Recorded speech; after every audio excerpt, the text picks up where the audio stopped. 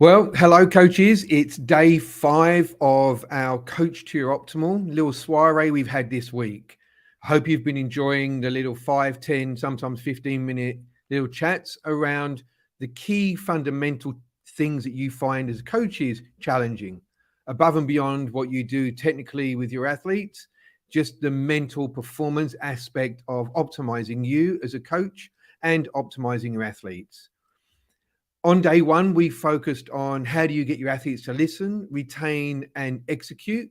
And we recognized that was all a values system, making sure that your athletes see the same value in the information that you're giving them as you do.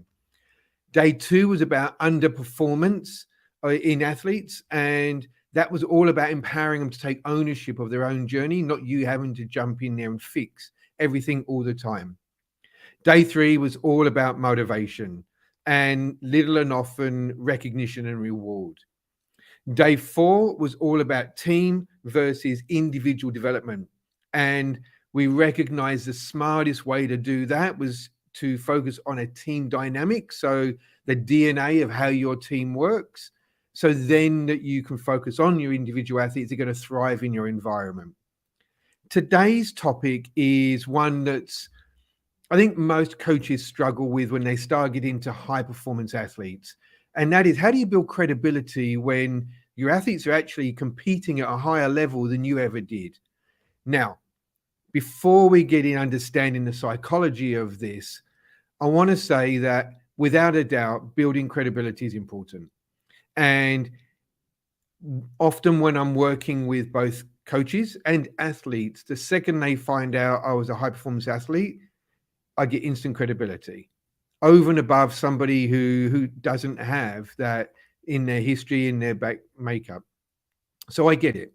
I understand it is important. However, there's a huge difference between, do you understand what's going on? Do you have some kind of credibility around the sport and the industry versus you had to be of a higher standard than what I need?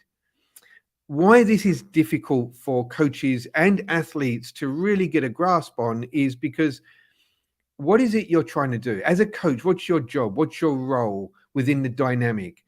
It's not to have achieved greater than your athlete so that you know exactly what their journey is going to be, because every journey is unique, right? Particularly if I was an athlete decades ago. And the way that I was a gymnast back in the 70s and 80s is very different to how gymnasts operate today. So the reality is my experience, my high performance experience would be very, very different to the high performance experience of the athlete today. So it's not necessarily a relevant question or a relevant statement to make that you have to have been at that level. I look at some of the gymnasts that I work with today and things that I was finishing my career on, you get 12, 13 and 14-year-olds doing now. The sport moves on. The requirements move on. Today's athletes are way more technically aware than we ever was back in our day. So trying to recognize that actually you have to achieve of that higher standard than your athletes, it's a mute question. It's a mute statement because it doesn't necessarily hold water. So if we recognize what is your role as a coach, your role as a coach is to be able to impart information, to be able to recognize exactly what that athlete needs, to come up with a solution. So that's a technical or a physical development solution. Or if you've got somebody like me in your corner, a psychological aspect of that, and be able to communicate that. The fact that your athletes are outperforming where you was, it's exactly what you want to be achieving. Otherwise, every athlete that you coach, you are going to put a glass ceiling on them that they can't get any higher than you ever did. Or if they start to progress past you, then you've got to move on, get rid of that athlete and get another athlete that's below you. It just doesn't hold water. So it's a flawed psychology to think that you have to be above them. Now, credibility, that's what we're talking about. If you're going to want to build credibility, and you are as a coach, you need to have credibility. If your athletes don't believe in you, don't believe you and don't think you understand what you're doing, doesn't matter how good the information is, they're not going to take it on board. So you've got to have credibility. And the way to have credibility is collaboration. When I have been working with athletes who, as I say, I've got Olympic champions, world champions that I work with multiple times, which is something I never achieved. So when I'm working with them, I'm not trying to say, I know exactly what you're experiencing. I'm saying my job as a mental performance coach and performance psychology understanding of this is my area of expertise. I wouldn't expect the athlete to know as much about mental performance as I do. That's my job.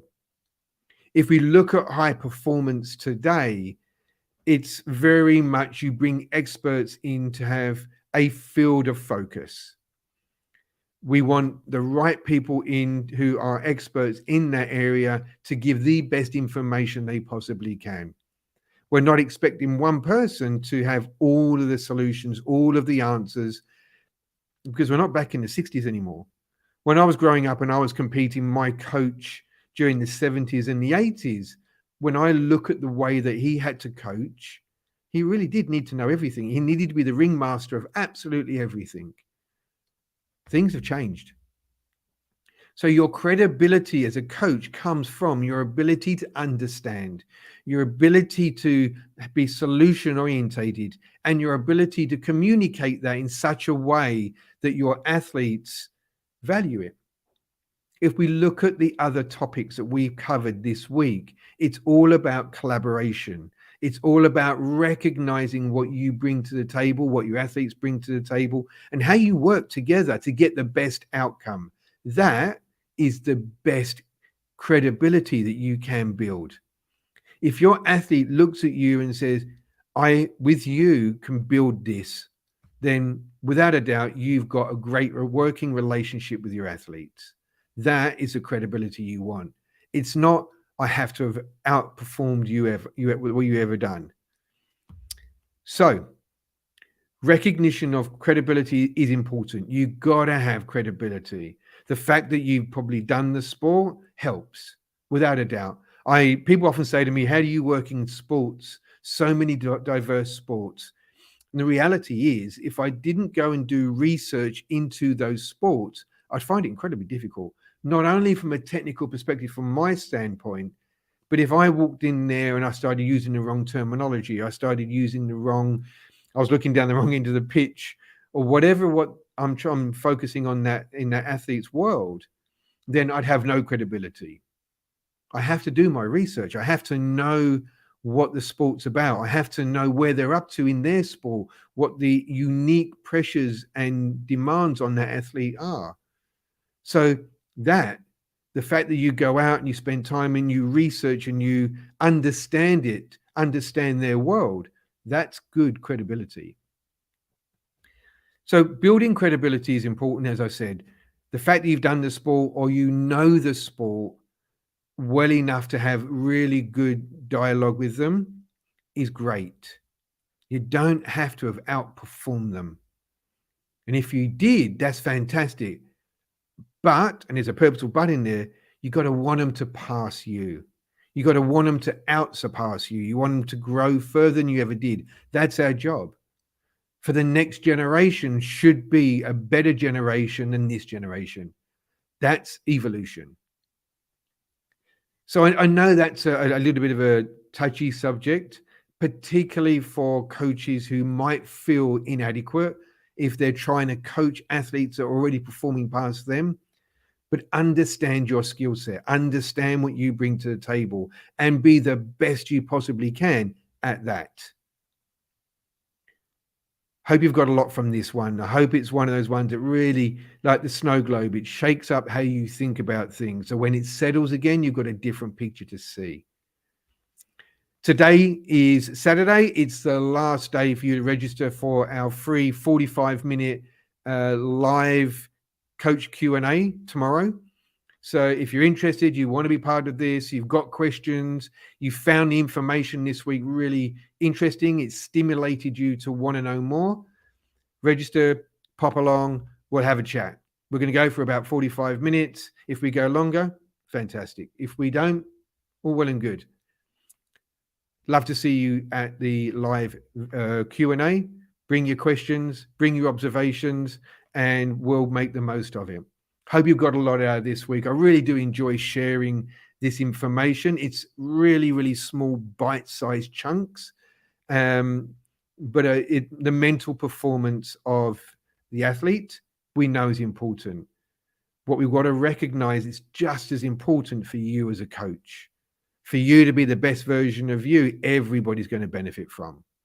So thanks for sharing your week with me. I've really enjoyed it. I've really loved the comments and the questions and the debates we've had along Messenger over the week. Until tomorrow or the next time we cross paths again, train smart. My name's Dave Diggle, and I look forward to seeing